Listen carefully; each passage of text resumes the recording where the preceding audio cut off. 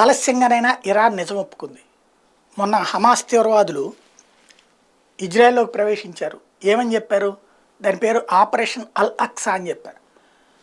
Temple mount అనేటువంటి Israel యూదుల ప్రార్థనా స్థలాన్ని ఆక్రమించి అల్ అక్సా మసీదు కట్టారు. ఆనాటి కాలంలో రాజుల టైంలో వచ్చినటువంటి దౌర్జన్యాల తర్వాత లాక్కుని కట్టారు. మళ్ళీ యూదులు అది తీసుకున్న తర్వాత అది మాదేని అంటుంటారు, దానికి కాదంటుంటారు వీళ్ళు. దాని చుట్టూ యుద్ధం నడుస్తున్నటువంటి పరిణామాలు చూస్తున్నాం.